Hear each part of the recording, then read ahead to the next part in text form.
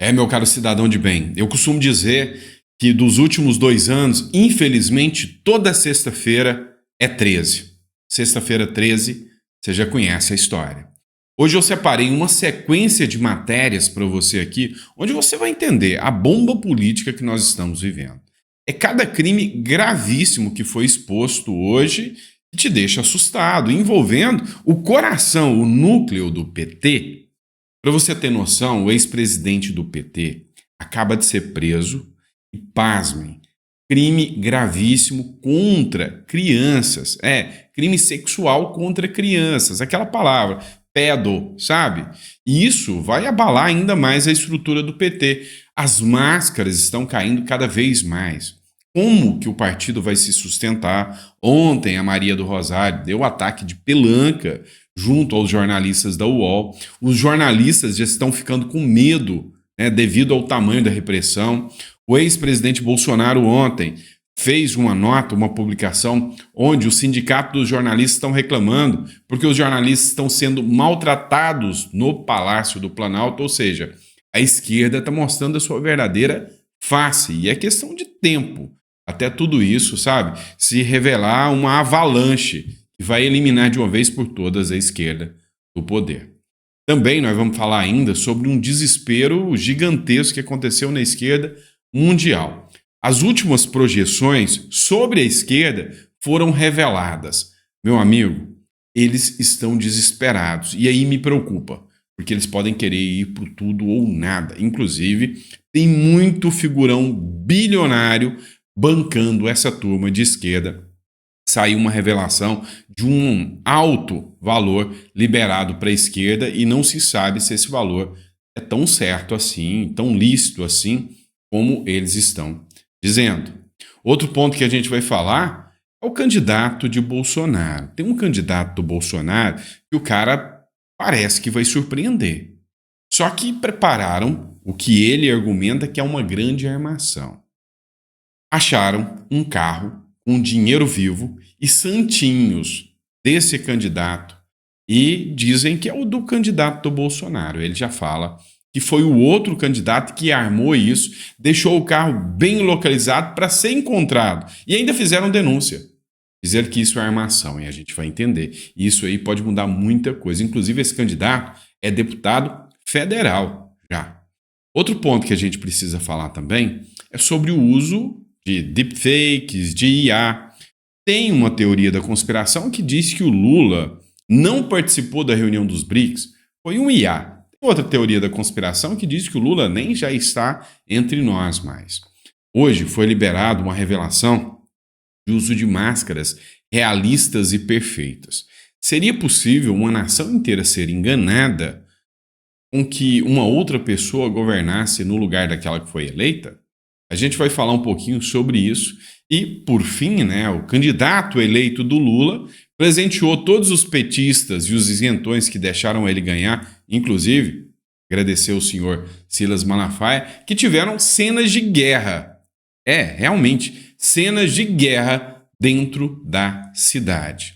Parecia ali, aquele lugar lá, a faixa de Gaza. Você vai entender o que está acontecendo. Então, não esqueça de se inscrever no canal para você ter todas essas informações, sabe? Da forma que a gente traz o conteúdo, só aqui mesmo no nosso canal. Também, lembrando que se você ainda não adquiriu o livro Revolução contra o Sistema, o livro está disponível. Você vai entender como que o Nayib Bukele, o presidente de El Salvador, conseguiu, através da persuasão, convencer, né, o povo a ir para a rua, o povo a levantar e falar não, basta de corrupção. E esse modelo pode ser aplicado no Brasil? Eu vou explicar isso para você nesse livro. Modelo, você faz o download do livro, paga o valor que você acha justo, é só clicar no link aqui, tá bom? E eu sou o Dr. Sandro Gonçalves, sou advogado, jurista, filósofo político, mestre em comércio internacional, e a gente vai discutir um pouquinho, né, sobre tudo isso que está acontecendo no nosso Brasilzão. E vamos falar sobre os comentários de vocês também. Bom, vamos lá. Vamos começar com essa grande bomba que foi divulgada ontem à noitinha. Aconteceu essa prisão. O ex-presidente do PT do Distrito Federal, que é o Vilmar Lacerda, foi preso por suspeita de pedofilia. que aconteceu? O ex-presidente do PT, ele foi preso preventivamente. A Polícia Civil chegou até um empresário que havia, né, indícios que esse empresário aliciava meninas, olha, abaixo de 13 anos, para que altas figuras do Distrito Federal contratassem programas com essas meninas. E no celular apreendido desse alto empresário, desse barão, né, do sexo, né, do abuso de crianças, estava a troca de mensagens entre o ex-presidente do PT, o que levantou a suspeita imediata da Polícia Civil e foi feito, né, o pedido de prisão preventiva do ex-presidente do PT. Essa notícia caiu como uma bomba em Brasília, porque o que se fala nos bastidores é que ele não era o único. É que entre vários e vários políticos, há várias figuras, né, do alto escalão da política brasileira tem esse tipo de vínculo.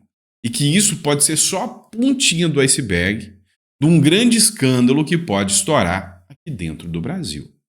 E aí é óbvio, se é escândalo, tem o dedo do PT envolvido lá em Brasília. Simples assim.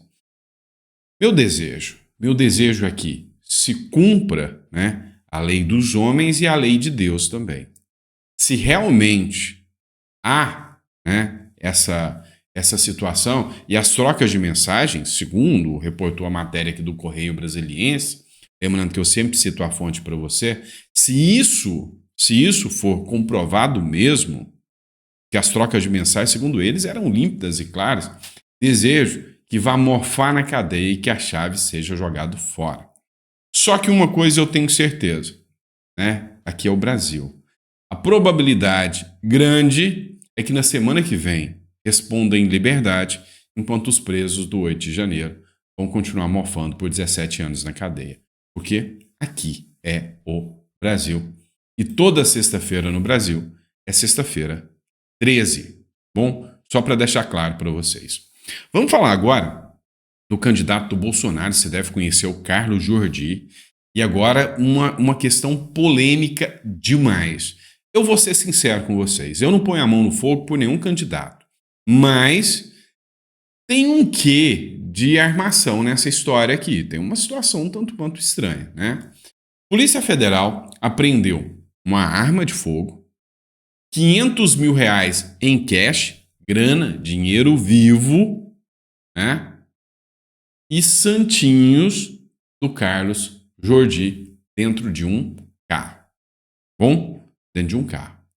E isso aí levantou uma suspeita gigantesca de que possa ser compra de votos, né? Porque o PL liberou muita grana para muito candidato também. Não vamos tapar o sol com a peneira, tá? Não vamos ser hipócrita aqui, não. Não é o meu papel aqui. Mas as condições foram um pouco estranhas. É muita bandeira. Vamos entender. A Polícia Federal apreendeu R$ 500 mil em um carro nessa quinta-feira, onde também foram encontrados santinhos do candidato do PL em Niterói, o Carlos Jordi. Segundo a Polícia Federal, o dinheiro seria usado para fins eleitorais. Jordi disputa o segundo turno contra o ex-prefeito de Niterói, Rodrigo Neves, do PDT. Além dos 500 mil em espécie, foi apreendida uma arma e mais 5 munições. A coluna, Guilherme Amado, o candidato do PL, negou qualquer envolvimento e alegou estar sendo vítima de armação. Abre aspas para a fala do Carlos Jordi. Nossa campanha repudia qualquer tentativa de ligação entre o ocorrido e, desde o primeiro turno, fazemos uma campanha limpa, levando propostas e soluções ao cidadão.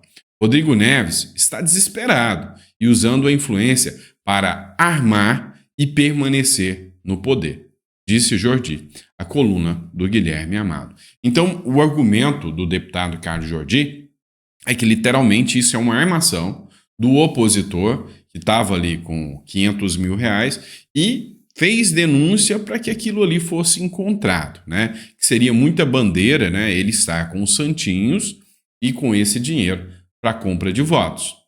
Já, por outro lado, há algumas pessoas que fizeram críticas, inclusive no próprio perfil aqui, na própria matéria, pessoas que são apoiadoras do Carlos Jordi, que falam: que decepção, Carlos Jordi, como é que você faz uma coisa dessa?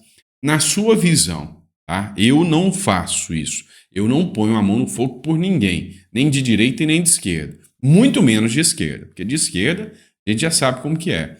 Mas na sua visão, você acha que isso aqui poderia ser o PL fazendo compra de votos, ou você acha que é uma armação contra o candidato do Bolsonaro?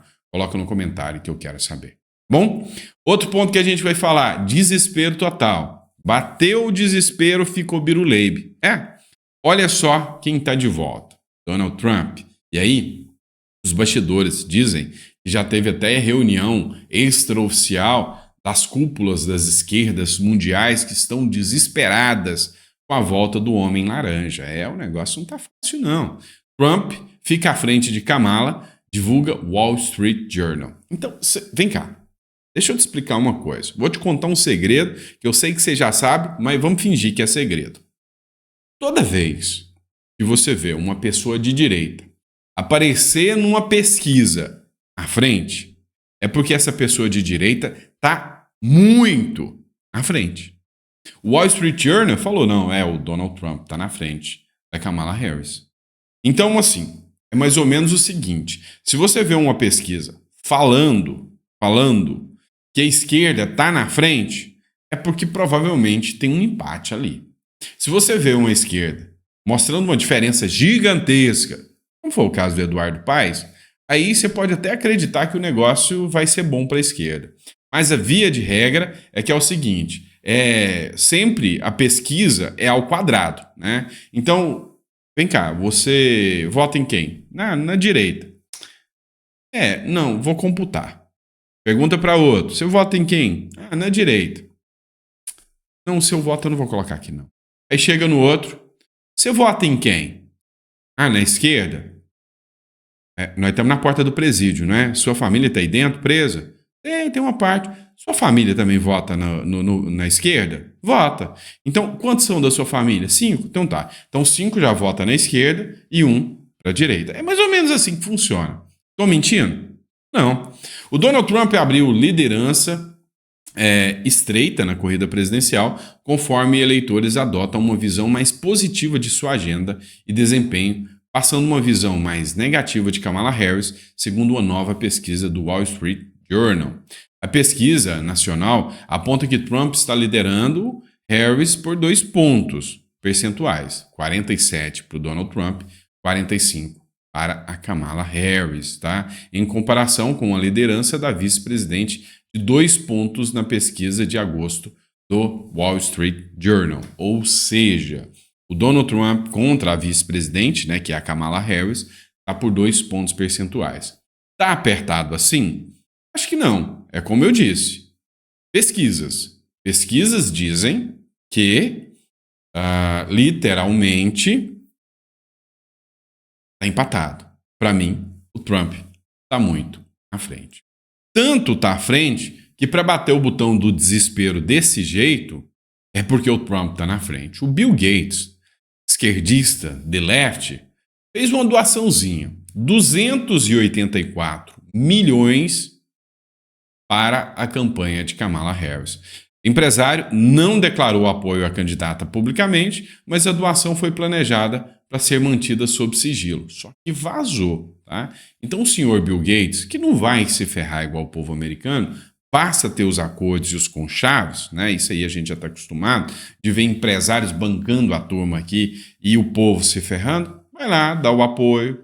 Se os Estados Unidos começar a ficar ruim, ele pega o avião dele e vai para as Ilhas Caimã, vai morar na Suíça. É assim que funciona a regra do jogo, né? Pobre é que se lasca. Então os barões do poder comandam tudo e a gente que está aqui, né, que não tem esse potencial, ainda não tem esse potencial de morar na Suíça, na Noruega, mas um dia ainda vai ter, né? Se Deus quiser, a gente ainda vai ter. A gente se lasca aqui. Pessoal, teve um vídeo que me chamou muita atenção, que eu achei bem interessante. Trata-se, né, dos usos de máscaras. Isso fomenta até uma teoria da conspiração. Você sabe qual que eu estou falando. Mas olha só, hoje, cara, as máscaras estão cada vez mais realistas. Essas máscaras que vocês estão vendo são máscaras que você consegue comprar na internet pela Shopee. Agora, a grande questão é, você já parou para pensar, sim, governos, estruturas que gastam bilhões, o tipo de estrutura de máscara que eles podem criar? Dá uma olhada nisso aqui. E aí, fala sobre as suas conclusões. Olha isso, que assustador. Se você não vê ele puxando isso assim, jamais, se a pessoa passa do teu lado, você iria dizer que ela está usando uma máscara. Olha a perfeição desse trabalho, o realismo, a qualidade. É porque ele está fazendo uma demonstração ali, ó. Olha a qualidade, o realismo dessa máscara. Aí, uma pessoa completamente diferente. Olha essa agora, impressionante. Isso aí é uma mulher de meia idade, assim, na faixa ali de uns 30, 40 anos por aí, se transformou num senhor de cabeça branca. Aí você fala, a máscara, a cabeça é mole. Olha aí, ó, as mãos. Uma pessoa dessa passa do seu lado, se você não mete a mão, eu acredito que até a textura deve enganar, porque acompanha ali o... Olha aí, cara. Meu Deus do céu. Olha aí esse senhor caminhando com um cachorro. Quem iria dizer que é uma mulher disfarçada ali? Aí eu já começo já com um monte de teoria da conspiração. Não só ele, né? Tem um monte de gente com um monte de teoria da conspiração, mas, cara, hoje, dada a projeção que a gente vê aí desses governos aí, nada é de se duvidar, né? E aí, fala, qual a teoria da conspiração mais famosa que você tem que alguém poderia estar usando uma máscara assim? Coloca no comentário e eu quero saber o seu ponto de vista aí. Vamos lá, pessoal, ó. Para quem fez o L, vou até colocar a publicação aqui, ó. Men Lobo, que é o perfil. Ele escreveu o seguinte: parabéns aos cariocas que não foram votar, aos que anularam o voto e principalmente aos que conduziram o soldado do Lula para comandar a cidade por mais 4 anos. E aí ele faz uma publicação aqui de verdadeira cena de guerra que acontece no Rio de Janeiro. O Jean Paul Sartre, ele fala o seguinte: olha, toda ação ou inação gera um resultado. Então não existe a possibilidade de você simplesmente não agir. Você simplesmente é conivente. Se tem uma criança afogando e morrendo e você não quer pular na água para salvar essa criança, você tem responsabilidade no resultado. Se tem uma eleição onde um sujeito que você sabe que causa o caos pode vencer e você não vai para bater de frente ao sistema, você é eleitor do cara que venceu. É simples assim. Então, essa é a minha dica para vocês. Mas dá uma olhada nisso aqui. Olha que cena de guerra, pessoal. Aquilo ali são pessoas escondidas enquanto acontecem tiros, né? Enquanto a bala tá comendo. Isso não é normal. Não é normal. Isso aí parece cena de Gaza, né? Então, assim, é uma coisa que assusta e assusta muito. São balas de fuzis passando. Tem uma cena de uma senhora, né, uma mulher com um bebezinho escondido embaixo do carro, chorando, desesperada, com medo de bala perdida. Ó, o barulho dos tiros. E aí?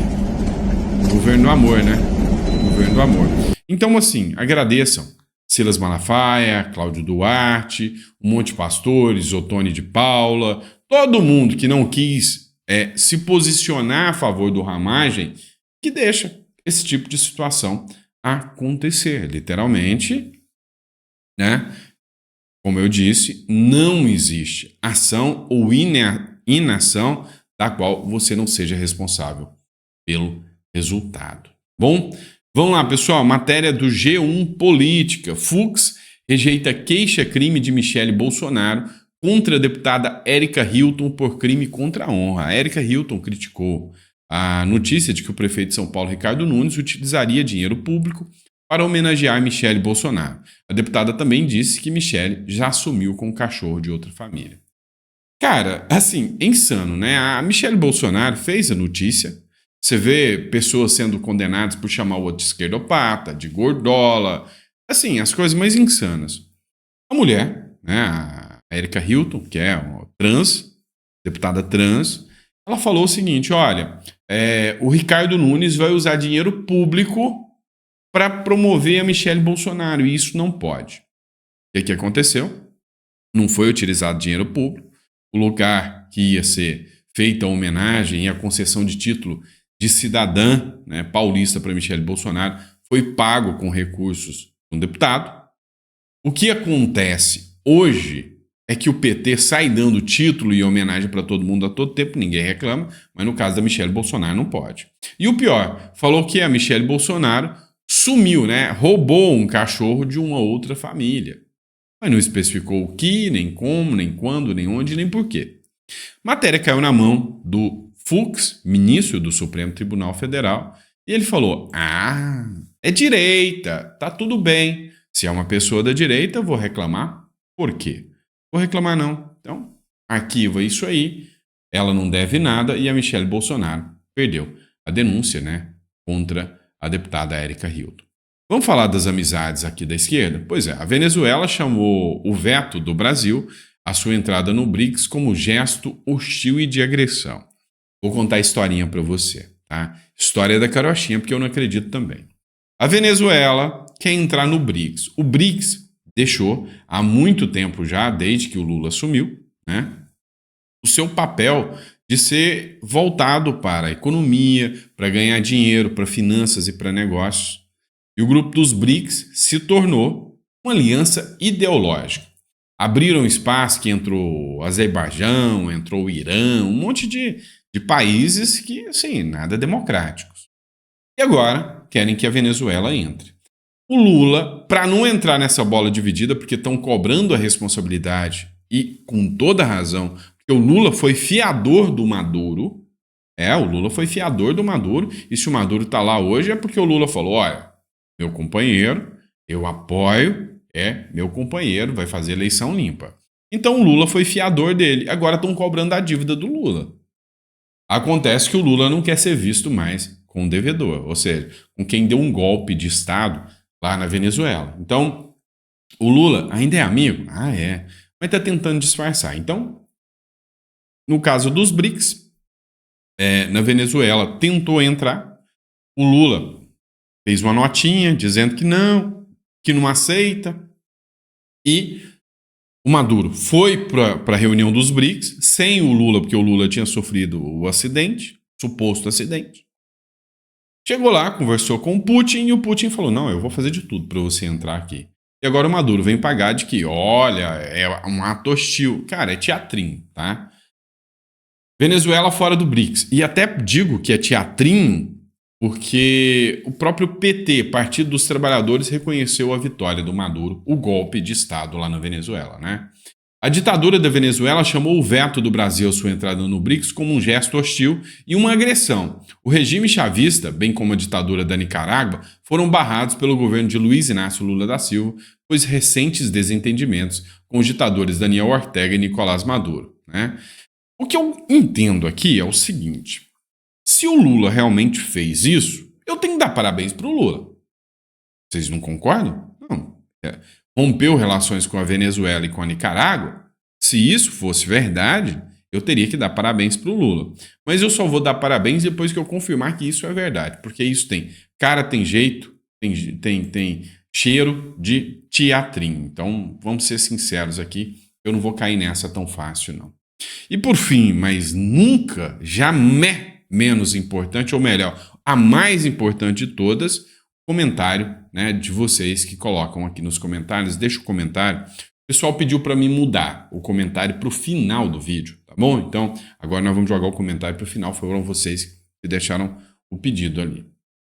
A Sobata, né, que é o nome do perfil, escreveu o seguinte: depois de descobrir que o Executivo Federal é podre, a Justiça é injusta e ainda pior que o Executivo, aliás, não existe setor público com a maioria dos servidores idôneos, a cultura do brasileiro é tirar vantagem sempre.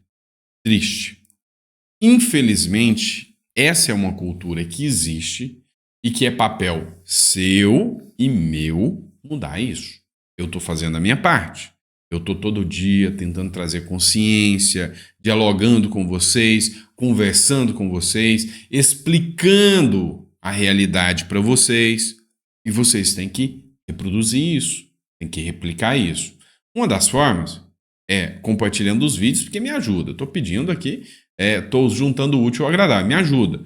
Mas outra forma é você sendo, né, uma pessoa ativa. É por isso que eu forneci para vocês o livro de Persuasão Política, e tem muita gente pedindo para voltar o livro de persuasão, para que a gente possa efetivamente deixar esse livro pronto e já preparado para 2026. Teve muita gente que pediu para que eu continuasse colocando ele. Então, estou fazendo a repaginação dele, estou readequando ele, e é bem provável que esse livro voltará. Então, tem muita gente pedindo. Mas, enquanto isso, está aí disponível para vocês o livro Revolução contra o Sistema. Tá? Você vai entender como Nayib Bukele, o presidente de El Salvador, resolveu o problema lá. Você tem que ter o máximo de conhecimento jurídico e conhecimento político que você puder ter para mudar a regra do jogo. Tá bom? E é isso, pessoal. Muito obrigado por ter acompanhado. E água no feijão. Vou voltar para a gente bater um papo, para a gente discutir um pouquinho, para a gente poder falar um pouco mais sobre política brasileira. Tá bom? Lembrando a vocês que a partir da semana que vem estará disponível a mentoria, curso e e-book sobre leilões de imóvel. Aprenda uma coisa. Nunca, never, jamais dependa do Estado. Corra atrás da sua riqueza. Mas, Sandro, eu vou correr, eu já estou com 50 anos, com 60 anos. Se eu te contar algumas histórias de gente com 50, com 60, construíram fortuna depois de velho, não é um ou outro, não. E eu vou fazer parte dessa mudança de mentalidade com você. Não tenha dúvidas disso, tá bom? Obrigado, pessoal. Fica com Deus e eu vejo vocês no próximo editorial. Põe água no feijão que eu estou voltando.